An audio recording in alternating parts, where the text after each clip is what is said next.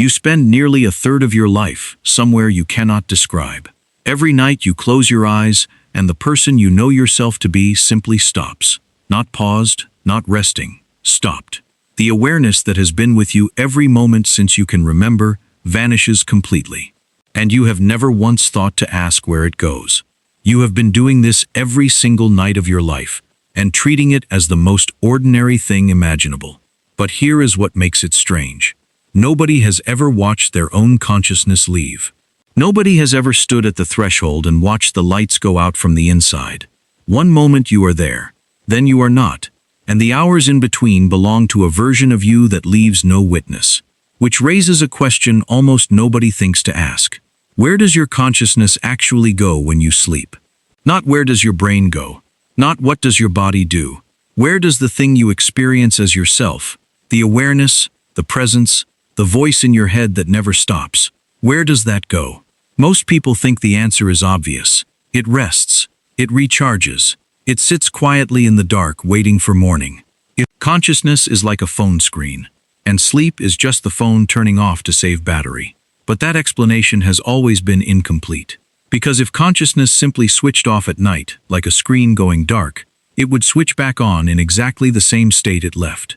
And that is not what happens. Not even close. Over the course of a lifetime, the average human spends nearly 26 years asleep. That is not a small gap in experience.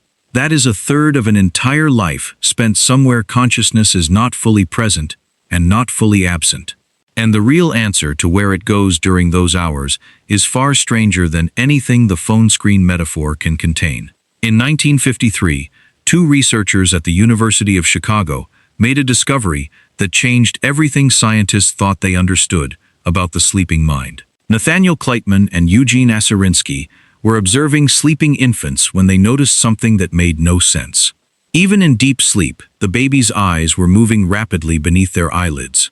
And at exactly the same moment, their brain activity surged. Not the slow, quiet rhythms of a resting brain. Activity that looked almost identical to a waking one. This was the first documented evidence of REM sleep, and what it revealed was deeply unsettling. During this phase, your body becomes effectively paralyzed while your brain ignites. Heart rate shifts. Breathing becomes irregular.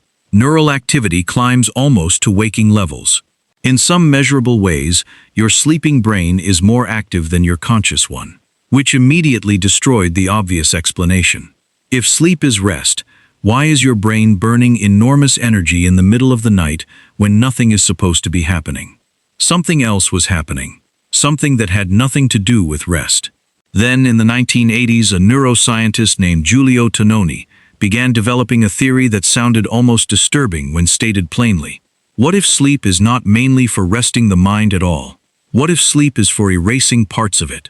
Every moment you are awake, your brain is strengthening neural connections. Every face you see, every conversation you have, every notification you glance at, each one makes tiny pathways in your brain, marginally stronger. If that process continued without interruption, your brain would eventually become so overloaded with noise that it could no longer function. So according to Tononi's synaptic homeostasis hypothesis, sleep exists to do the opposite. While you sleep, your brain weakens and prunes the connections that do not matter. Important pathways survive. Weak ones are quietly dissolved.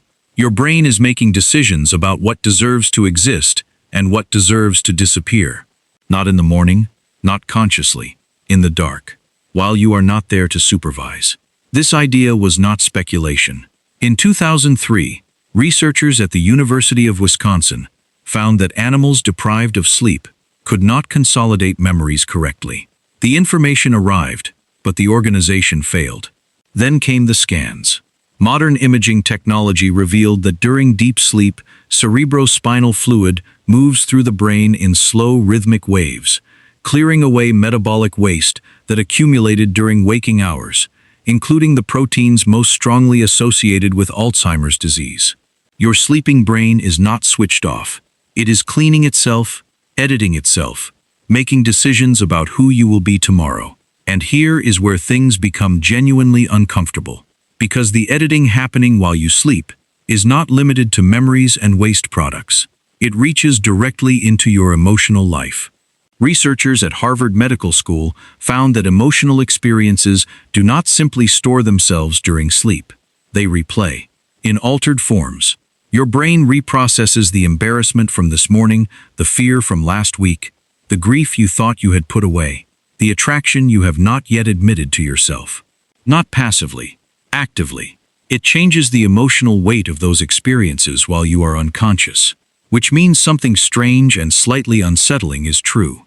The version of you that wakes up tomorrow morning will not feel the same way about your life as the version that went to sleep tonight. Your brain has already decided what to amplify and what to soften.